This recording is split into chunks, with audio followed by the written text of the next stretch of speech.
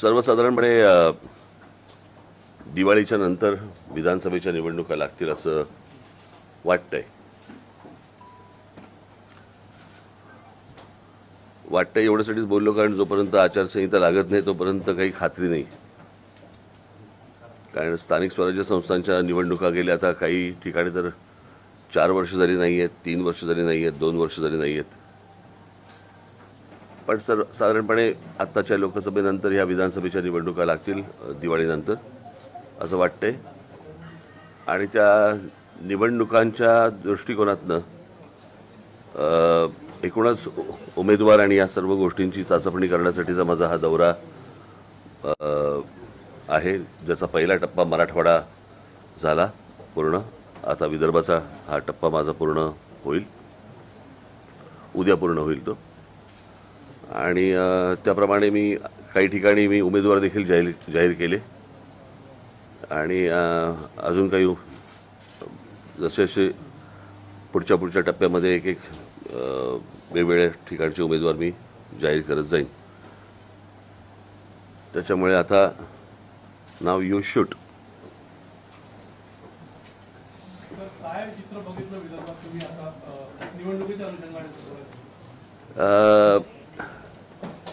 खरं सांगायचं म्हणजे मी अशा प्रकारची महाराष्ट्राची परिस्थिती आजपर्यंत कधी पाहिली नव्हती. माझ्या गुढीपाडव्याच्या मेळाव्यामध्ये मी सांगितलं होतं की जशा अशा निवडणुका जवळ येतील तशा युती असो, आघाडी असो, काही असो, आम्ही त्यात येत नाही. पण त्यांच्याकडे इतक्या हाणामाऱ्या सुरू होतील तिकीट वाटपावरनं की ते सगळे पक्ष बेजार होतील. त्याची एक झलक मला असं वाटतं आपण लोकसभेच्या वेळेला थोडीशी पाहिली सगळ्यांनी. पण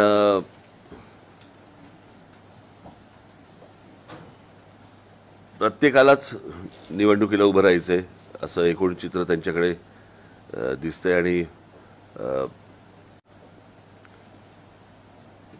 आमच्यासाठी म्हणाल तर वातावरण खूप पोषक आहे. गेल्या 5 वर्षामध्ये साधारणपणे महाराष्ट्रामध्ये ज्या प्रकारचा राजकीय खेळ झाला त्या सगळ्या गोष्टीला लोक कंटाळलेले आहेत. म्हणजे मी तुम्हाला थोडंसं अजून विस्तृत पद्धतीने मी तुम्हाला सांगतो. म्हणजे लोकसभेच्या निवडणुका झाल्या. या लोकसभेच्या निवडणुका झाल्यानंतर मला असं वाटतं इथे पत्रकार फार कमी दिसतात मला या साईडला. नाही आहेत पण मेन स्ट्रीम काय असतं म्हणजे फ्रीलान्सर आहेत.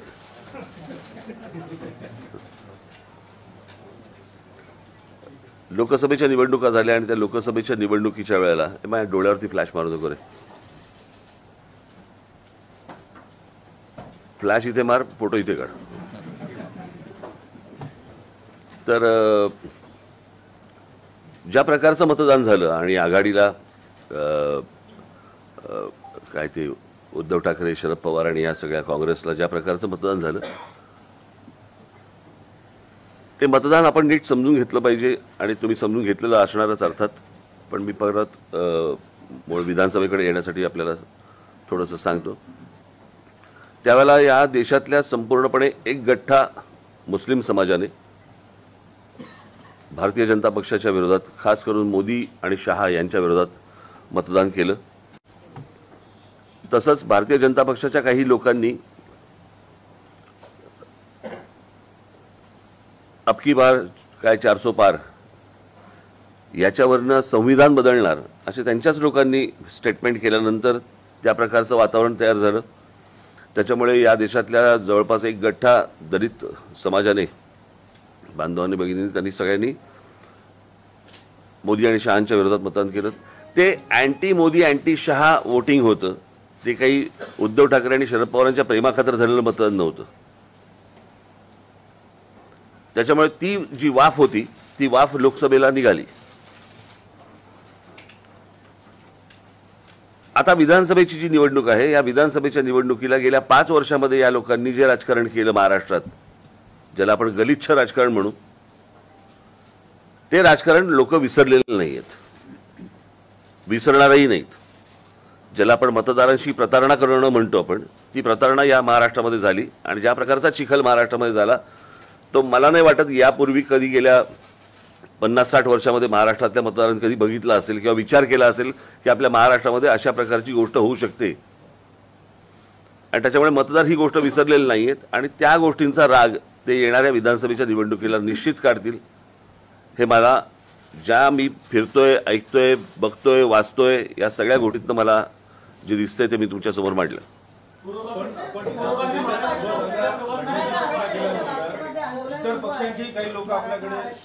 मला माहिती तुम्हाला काय पाहिजे. हां, आपण नंतर येऊ त्याच्यावर. निश्चित जातीयवाद. पहिली गोष्ट म्हणजे फोडाफोडीचं राजकारण. कळलं का? या सगळ्या गोष्टींना मी माझ्या जाहीर सभांमधून पण बोललो. या सगळ्या गोष्टींना कारणीभूत हे फक्त एकटे शरद पवार आहेत. कारण या शरद पवारांनी या गोष्टींची सुरुवात महाराष्ट्रामध्ये केली. म्हणजे जेव्हा पुलोत स्थापन झालं तेव्हापासून जर समजा आपण बघितलं तर तेव्हापासून म्हणजे 78ला पुलोत स्थापन होणं, 78ला सरकार येणं, बरोबर. त्याच्यानंतर ते 80ला गेले. पुन्हा आल्यानंतर त्यांनी 91ला शिवसेनेचे आमदार फोडले, छगन भुजबळ वगैरे. पुन्हा फोडाफोडीचं राजकारण केलं. त्याच्यानंतर परत मग मला असं वाटतं पुढचं कोण होतं, अनेक अशी लोक जे फोडत गेले. मग गणेश नाईक फोडले, मग नारायण राणे गेले. या सगळ्या गोष्टी, हे सगळं राजकारण शरद पवारांनी सुरू केलं महाराष्ट्रामध्ये. आणि त्याच्यानंतर जातीचं विष देखील त्यांनीच घालवलं. म्हणजे 99 साली ज्यावेळेला राष्ट्रवादी काँग्रेसचा ज्यावेळेला जन्म झाला त्या जन्मानंतर जर समजा तुम्ही महाराष्ट्र बघा आणि त्याच्या अगोदरचा महाराष्ट्र बघा तुम्ही, कधी महापुरुषांची विभागणी कधी जातींमध्ये झाली नव्हती. कधी आमच्या संतांची विभागणी कधी आडनावांनी कधी ओळखली जात नव्हती. जातीमध्ये बघितलं जात नव्हतं. संत आपल्याकडे संत म्हणूनच बघितलं जायचं. या सगळ्या गोष्टी ज्या सुरू झाल्या ह्या राष्ट्रवादी काँग्रेसच्या जन्मानंतर सुरू झाल्या. आणि असा महाराष्ट्र हा ह्याच्या अगोदर कधीच नव्हता. त्याच्यामुळे हे जे जातीचं जे विष पसरवलं गेलं हे मला असं वाटतं 99 सालापासून महाराष्ट्रामध्ये सुरुवात झाली या गोष्टींची. कसं होतं, आता प्रत्येकाला राजकारण करायचं म्हटल्यानंतर हे चालतंय तर नाणं ते चालवून घ्या. पण मला असं वाटतं, मी दरवेळेला सांगत आलो की हे सर्वांनी मिळून बंद केलं पाहिजे. कारण हा विषय फक्त काय राजकारण विधानसभा लोकसभेपुरता नाही, हा घराघरात शिरलेला विषय. म्हणजे मध्यंतरी आपल्याच मार्फत मी कुठची एक क्लिप बघितली ज्याच्यामध्ये लहान लहान मुली सांगत होत्या की आम्ही काय ओबीसी समाजातले आहोत आणि मराठा समाजातल्या मुली आता आमच्या मैत्रिणी आमच्याशी बोलत नाहीत किंवा आम्ही त्यांच्याशी बोलत नाही, आम्ही घरी जाणं सोडून दिलं. हे असलं घाणेरडं वातावरण कधी महाराष्ट्रात नव्हतं. हे सगळं सुरू झालं तेव्हापासून.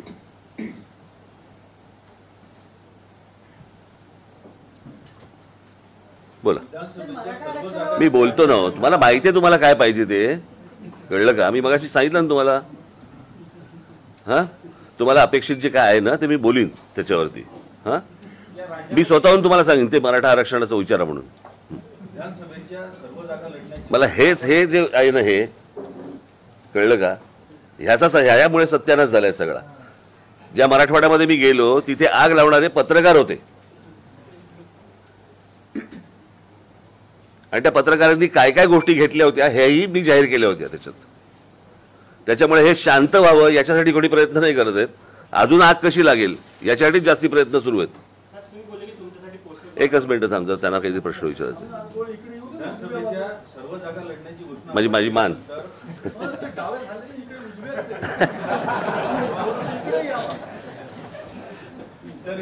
तर काही पक्षांचे लोक आपल्याकडून लढण्यास उत्सुक आहेत का? आपल्याकडे अप्रोच झाले का? दुसरं, उद्धव ठाकरे, आदित्य ठाकरे यांच्या विरोधातही आपण उमेदवार देणार आहात? हे बघा, मी निवडणूक लढवणार आहे आणि मागच्या वेळेला एक वेळा ही गोष्ट जी केली त्या मतदारसंघामध्ये साधारणपणे आमची 37 ते 38 हजार मतं आहेत. कळलं का? एकदा ही गोष्ट झाली, वारंवार कशी होईल? तुम्हाला हा प्रश्न विचारायचा होता? मगापासून हा प्रश्न विचारायचा होता. आणि दुसरा एक त्याला जोडून एक होता, नागपुरात आपण सगळ्या मतदारसंघात उमेदवार देणार आहात का? तर देवेंद्र फडणवीसांच्या मतदारसंघात पण देणार आहात का? त्याला जाऊन एकनाथ शिंदेच्या मतदारसंघात उमेदवार देणार. सगळ्या मतदारसंघांमध्ये उमेदवार देणार. राजसाहेब, एक आव्हान तुम्ही याच्या आधी केलं, आता दरवेळेस अतिशय पोटतिडकीने आव्हान करता की माझ्या हाती सत्ता द्या, महाराष्ट्र सुटासारखं सरळ करेल. यापूर्वी पण तुम्ही हे आव्हान केलेलं आहे, पण तरी देखील तुमच्या हाती सत्ता देत नाही लोक. तर याच्यामागच्या कारणांचा काय? देतील ना. मला असं वाटतं 52 सालापासून भारतीय जनता पक्ष पण हेच बोलतोय. जेव्हा जनसंघ होता ना तेव्हापासून ते पण हेच सांगत होते. 2014ला आली हातात सत्ता. वेळ लागतो. तर ही लोकसभेची वाफ आहे, त्याचा फायदा होईल असं वाटतं तुम्हाला विधानसभेत? ती संपली ना, आता गेली ना हवेत. आता विषय विधानसभेचा आहे ना. हो, तर तुम्ही म्हटलं ना की लोकसभेची वाफ होईल, आता विधानसभेत निघेल, याचा फायदा होईल का तुम्हाला? निघाली असं म्हणालो मी. मला बरोबर बोलतो ना मी. मी निघाली असं म्हणालो मी. साहेब, महायुतीला असं वाटतं की लाडकी बहीण योजनेचा त्यांना खूप फायदा होणार आहे. आपलं आकलन काय आहे याच्याबद्दल? लोक खूप हुशार आहेत. कळलं का? असे जर पैसे मिळत असतील तर नक्की घेतील, पण याचा अर्थ ते मतदान करतील असं होत नाही ना. म्हणजे मला अजूनही आठवतंय की त्या कोणीतरी मला सांगितलेलं, मी प्रत्यक्ष काय ते चित्र पाहिलेलं नाहीये, पण कोल्हापूरमध्ये म्हणे दरवाजावरती पिशवी लावली जाते आणि जेवढे मतदार असतात तेवढे पैसे ठेवले जातात. तर तिकडे 3-4 पिशव्या लागलेल्या असतात उमेदवारांच्या. आता कसं कळणार कोणी कोणाला मतदान केलं? त्याच्यामुळे महाराष्ट्रात बालिकांवर अत्याचारचे प्रकार वाढलेले आहेत, त्या संदर्भात मला हा विषय बोलायचाच होता. मला समजलं नाही. आता ती बदलापूरची जी घटना आहे, आमच्या पक्षातल्या महिला सेनेने ती घटना बाहेर उघड केली आणि बाहेर आली. पण ती एक घटना आपल्याकडे झाल्यानंतर त्याच्यानंतर फटाक्याची माळ कशी काय लागते हे मला अजूनपर्यंत कळलेलं नाही. आणि खरं बघायला गेलं तर तुमच्यासाठीची ही रोजची बातमी असायला पाहिजे. म्हणून मी आता एक काही आकडेवारी आणली, वाचून दाखवू?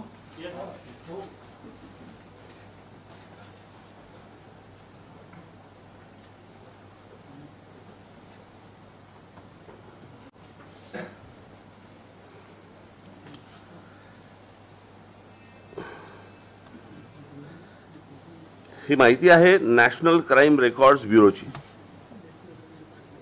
ओके. गेल्या काही वर्षात शासनाने अनेक योजनांच्या घोषणा करूनही त्यासाठी कोट्यवधी रुपये खर्च करूनही महिलांवरच्या अत्याचारामध्ये सातत्याने वाढ होते आहे. देशात मी हे तुम्हाला सांगतो, आता हे 26 तारीख काय 26 तारीख ना, आता भारत बंद करणार होते ना.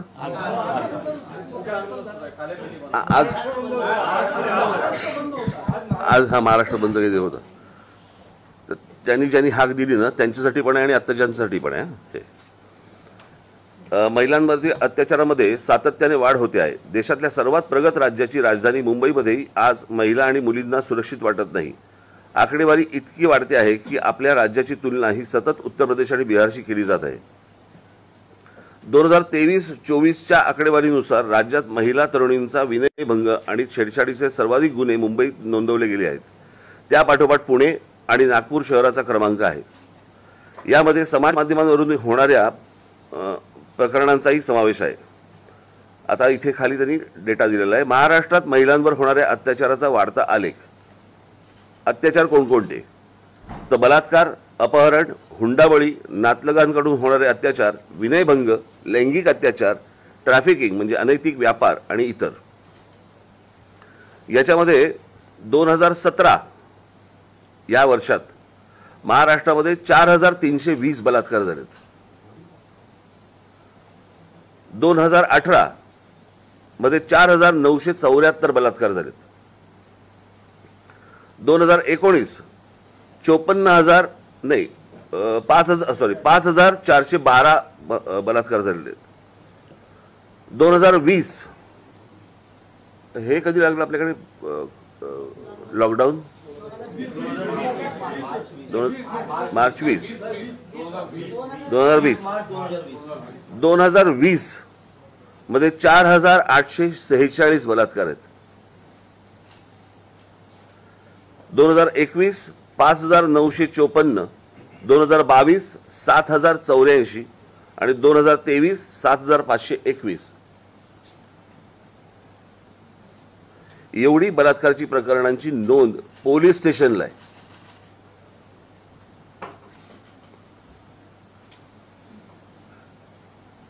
एक खालची आकडेवारी तुम्हाला पाहिजे असेल मी तो हा तुम्हाला देतो मी सगळ्यांना, तुम्ही द्या पुढे. महाराष्ट्रातल्या या आकडेवारीनुसार इथे दर तासाला एक गंभीर गुन्हा नोंदवला जातो. अर्थात हे झाले केवळ नोंद झालेले गुन्हे, नोंद न करता आलेले गुन्हे यापेक्षा खूप जास्त असतील. नॅशनल क्राईम रेकॉर्डच्या ब्युरोच्या नुसार 2022च्या नुसार आकडेवारीनुसार महाराष्ट्रात उत्तर प्रदेशच्या खालोखाल महिलांवरील अत्याचाराची प्रकरणे समोर आली आहेत. महाराष्ट्रात 2019 ते 2021 या कालावधीत 18 वर्षे आणि त्याहूनही अधिक वयाच्या महिला बेपत्ता झाल्याची 1,0842 प्रकरणे आहेत. शहाजी जगताप यांनी ही जनहित याचिका मुंबई हायकोर्टात दाखल केली होती. या याचिकेच्या सुनावणी दरम्यान ही आकडेवारी समोर आली. बीड आणि सांगली, आता गंमत बघा, बीड आणि सांगली येथील महिला ऊसतोड कामगारांच्या नकळत गर्भाशये काढली जायची अनेक प्रकरणे समोर आली आहेत. कामामध्ये सुट्ट्या पडू नयेत म्हणून त्यांच्या आरोग्याशी असा खेळ सुरू आहे या 2 जिल्ह्यांमध्ये.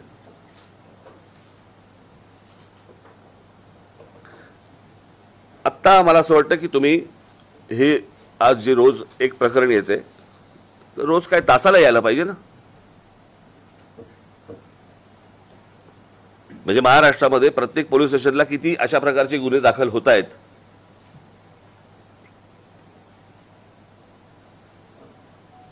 आणि मला फक्त एवढंच म्हणायचंय की जे इतके दिवस दाखवले जात नव्हते, हे आता एक बदलापूरचं प्रकरण आलं, अत्यंत दुर्दैवी, या ठेचलेच पाहिजे लोकांना. आणि याचं कारण आपल्याकडे अजून कठोर शासन किंवा कठोर कायदा या बाबतीत होत नाही म्हणून. मग आता साधी गोष्ट आपण बघूया, त्या कोण ते दिल्लीत प्रकरण झालं होते, निर्भया प्रकरण. त्या निर्भया प्रकरणामध्ये त्या लोकांना कोण कळले, कशा प्रकारचा बलात्कार झाला हेही कळलं, किती निघृण प्रकारे झाला. त्याला फाशी कधी झाली, किती वर्षांनी झाली. आता एवढा जर समजा एका केसला जर डिले होत असेल, यांचं काय करायचं मला जरा सांगा.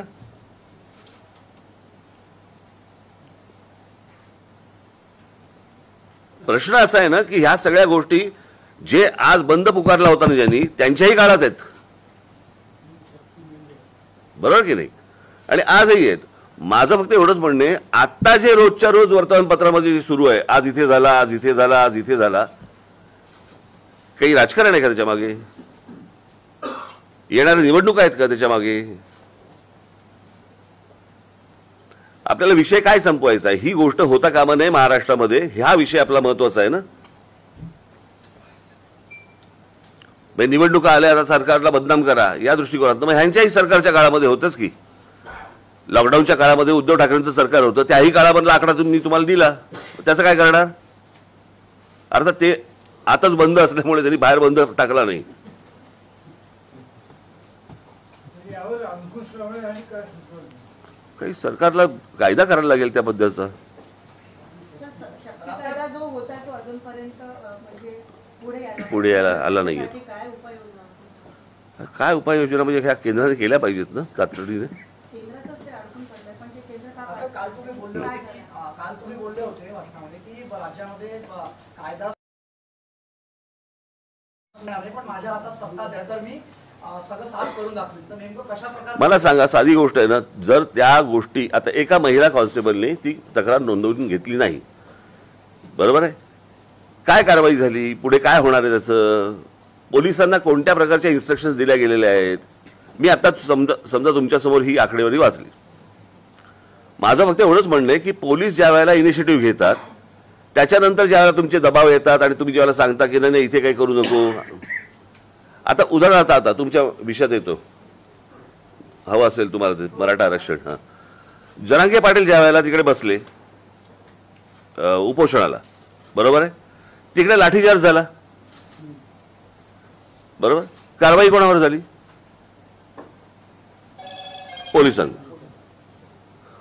पोलिसांना सुचलं लाठीचार्ज करावा.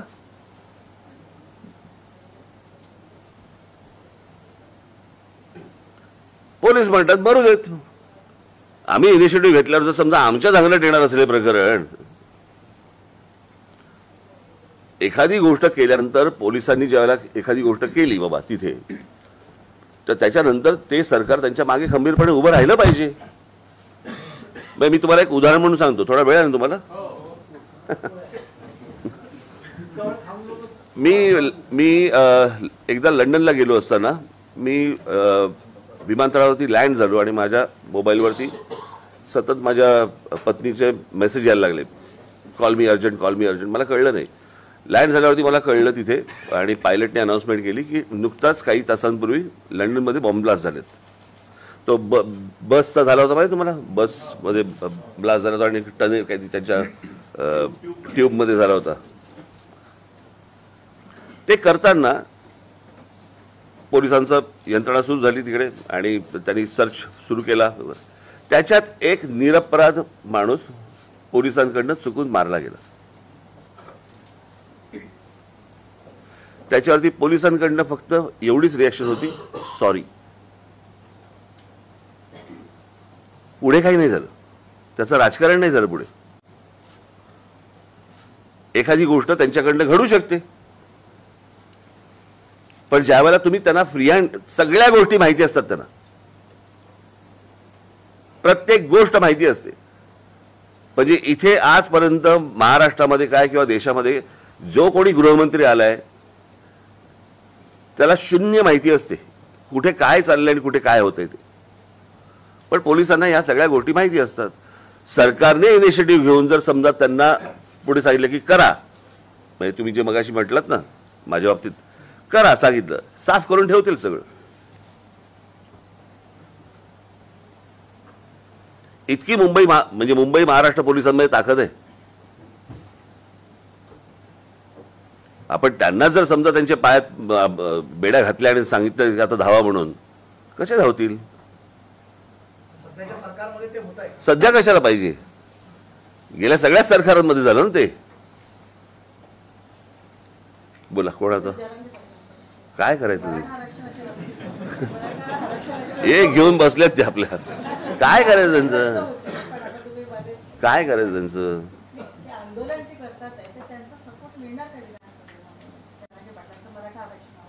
कोणाला सपोर्ट मिळणार? काय म्हणून देतील ते? माझ्या संकल्पना सगळ्या वेगळ्या आहेत या बाबतीतल्या, ज्या माझ्या मांडून झालेल्या आहेत आणि त्या मी पब्लिकली मांडल्या आहेत, प्रेस कॉन्फरन्स घेऊन मांडलेल्या आहेत. त्या मला असं वाटतं तुमच्यापर्यंत आल्या असतील.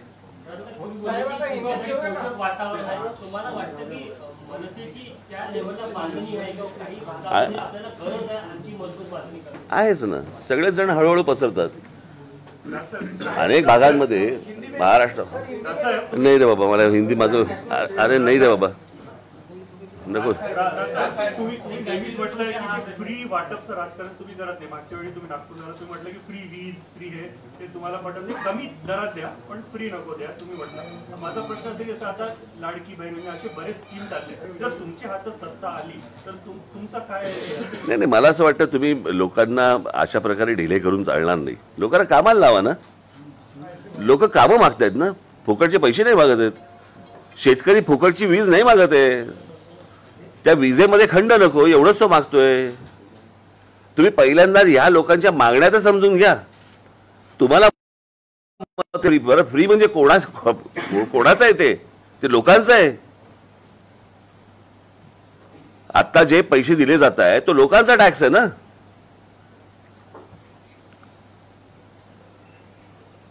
असं कसं करून चालेल तुम्हाला?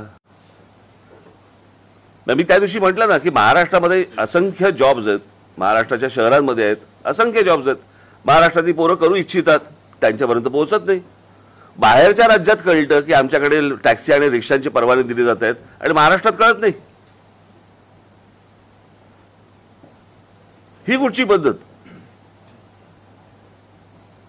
पोटेन्शियली धोकादायक आहे महाराष्ट्रासाठी? म्हणजे ते आपण कोणाहीसाठी धोकादायक आहे ते. शेतात काम अरे करून लाडकी बहीण जी आली ते मध्य प्रदेशचं मॉडेल डोळ्यात पुढे ठेवून आली आहे. तिथे यश मिळालं तर त्याच धर्तीवर इथे पण मिळेल असं आकलन केलं जात आहे. नाही ते बघा, त्या सगळ्या गोष्टींचं त्याला एकच कारण नसतं.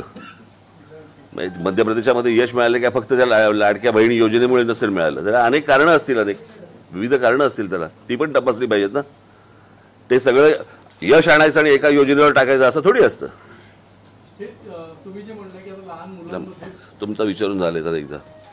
महाराष्ट्रामध्ये युती शासन गेल्यानंतर विलासराव देशमुख ज्यावेळेस पहिल्यांदा मुख्यमंत्री झाले होते त्या निवडणुकीच्या आधी त्यांनी मोफत विजेचं खिरापत वाटली होती आणि त्याचा परिणाम असा झाला की महाराष्ट्र जवळपास 7 ते 8 वर्ष लॉकडाऊनच्या लोड शेडिंगच्या याच्यात गुरफटला होता. आता ही जे 1500 रुपये लाडके नाही, पण मला असं वाटतंय की आता हा पहिला महिना जाईल, कळलं का, दुसरा महिना एखादा कदाचित जाईल. पैसे कुठे सरकारकडे?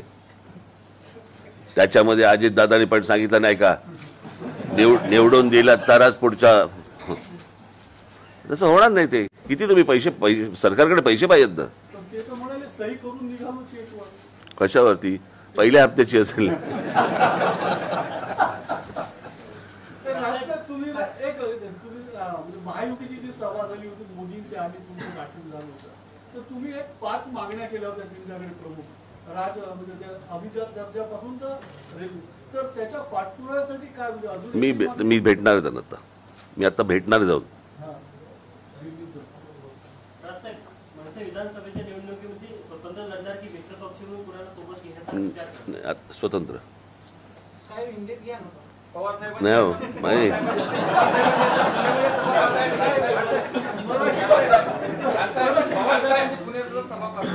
कार्यकर्त्यांसोबत त्या ठिकाणी शपथ घेतली. आम्ही या राज्यामध्ये अत्याचार खपवून घेणार नाही.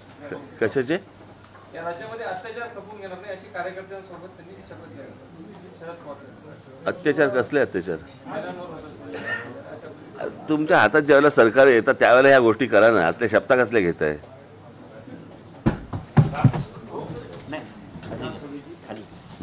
साहेब आपण म्हणाले की आता सध्या महायुती असो तो महाविकास आघाडी असो हे तुमचे संपले असेल तर गप्पा तरी मारा रे. प्रश्न हा चिखल झालाय म्हटलं, पण या चिखलातून बाहेर पडून जर काही उमेदवार आले ते आपल्या पक्षाकडे आले तर आपण त्यांना संधी देणार आहात? इच्छा आहे. नाही, माझी नाही.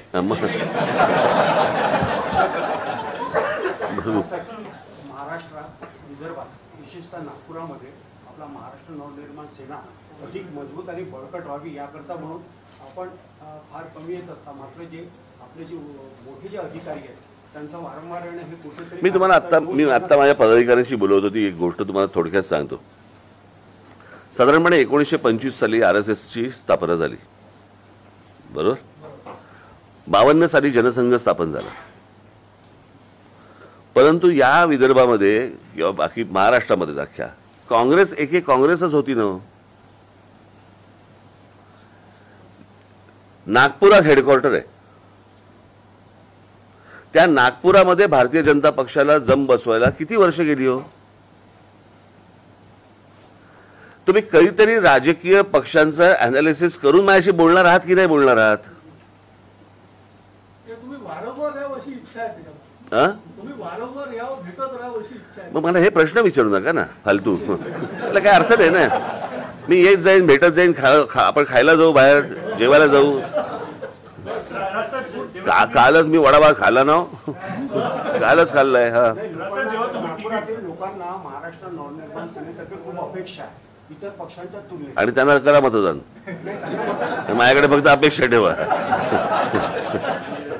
जेव्हा तुम्ही तिकीटचं वाटप करणार काय तुम्ही मनात त्याचं ठरलं की इतकी महिलांना आपण तिकीट द्यावं असं तुमचा काही असं आहे का? नाही, असं काही नाहीये.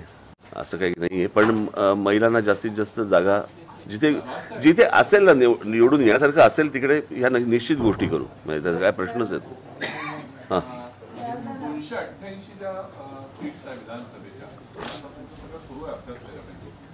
किती सीट्स तुम्ही लढणार? आणि बघा मी तुम्हाला सांगतो 2009 साली आम्ही जवळपास 230 ते 240 जागा आम्ही लढवल्या होत्या. आणि 2009ला साधारणपणे यावेळेलाही आम्ही साधारणपणे 225 च्या आसपास आम्ही जागा लढू. आणि काल तुम्ही 200 सव्वा 200च्या आसपास. तुम्ही असं म्हणाले की म्हणजे काही ठिकाणी तुम्हाला स्ट्रेन जाणवतात आहे. तर अशा किती जागा असतील की जिथे तुम्हाला म्हणजे यू आर फुल कॉन्फिडंट? आत्ताच सांगू, सगळ्यांसमोर पेपर उघडा करू आता? असं थोडी राजकारण असतं. अशा राजकीय क्षेत्राची कशी चर्चा आहे की जर तुम्ही जास्त जागा लढल्या तर त्याचा फायदा मला ते नवीन आणि सत्ताधाऱ्यांना त्याचा जास्त मला काही देणं घेणं नाही त्या गोष्टींची. मला माझ्या पक्षाची देणं घेणं. सरकार एक म्हणण्याचं वाईट मारून नका गेले तर म्हणून तुम्ही त्याच प्रश्नाला आले. तुमच्यासाठी क्राऊड खूप असतो आणि क्राऊड तुम्हाला खूप चाहतो पण म्हणजे गव्हर्नमेंटची प्रेस असेल किंवा तुमची सभा असेल, परंतु आपल्या सीट्स निवडून न येण्याच्या मागणी मी पुन्हा तेच सांगितलं ना, राजकीय पक्षांचा एकदा अभ्यास करा आणि अभ्यास केल्यानंतर आपण माझ्याशी बोला. अटलजींच्या भाषणाला आणि बाळासाहेबांच्या भाषणाला देखील प्रचंड गर्दी व्हायची. त्याच्या सीट नाही यायच्या. त्याला एक काळ जावा लागतो, त्याला एक वेळ जावा लागतो. कळलं का? कुठचंही वर्तमानपत्र आणि कुठचंही चॅनल पण असंच गंमत म्हणून उभं राहत नसतं. तुम्ही यूट्यूबवाले आहात का? कारण यूट्यूब उभं राहायला किती काळ गेला जरा एकदा तपासून घ्या. तुमचा जो राजकारण थोडा अग्रेसिव्ह स्टाईल आहे, तुम्ही जे तुमच्या मनाचं तुम्ही बोलता, पण तुमचे जे सहकारी आहे आणि न्यू जनरेशन आहे तुम्हाला कधी सांगतात का की थोडा डिप्लोमॅटिक आता हवं? हो, मला सांगतात. हो, जास्ती खरं बोलू नका. अमित सांगतात की म्हणजे ते नाही, अमित नाही, बाकीचे सगळे सांगतात. क्वेश्चन आहे पण तुम्ही चेंज होणार का फक्त? नाही हो, आता काय असतं, सुधारायचं एक वय निघून जातं आणि बिघडायचं एक वय निघून जातं. तर याला जोडून एक क्वेश्चन आहे. युथ बद्दल आपण बोलतात की सजेशन्स मिळतं युथ कडून, मग पार्टीमध्ये जेव्हा इलेक्शन्स येतात किंवा काही, तेव्हा युथला चान्सेस का मिळत नाहीत? कारण एक एक्झाम्पल युथचा अर्थ सांगा मला. युथ म्हणजे युवा पिढी आहे किंवा मग हे कोण आहे बाहेर जे आहेत ते? म्हातारे आहेत? अदरवाईज पण आपण बघतो काँग्रेसमध्ये सुद्धा आपण बघितलंय की युवांचा पक्ष म्हणून काँग्रेसला संबोधलं जातं, पण असं काही दिसत नाही. तिथे पण अबाव 50चे सगळे आहेत, तिथे पण आम्हाला असंच काही दिसतं. यू आर गुड लुकिंग असं म्हणायचं तुम्हाला?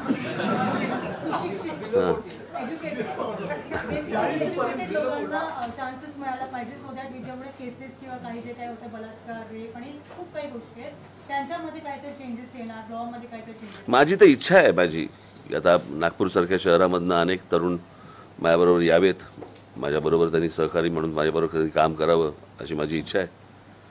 आणि तुमच्यापैकी अनेकांना जर इच्छा असेल तर आपण यावं.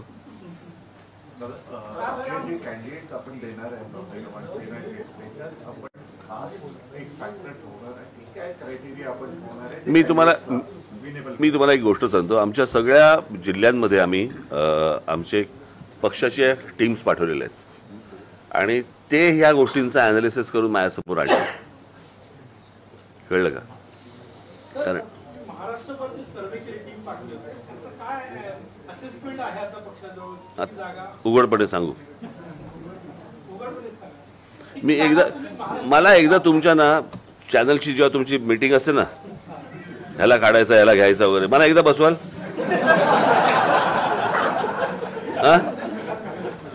अंतर्गत गोष्टी सांगायच्या सगळ्या तुम्हाला. चला आता बस झालं.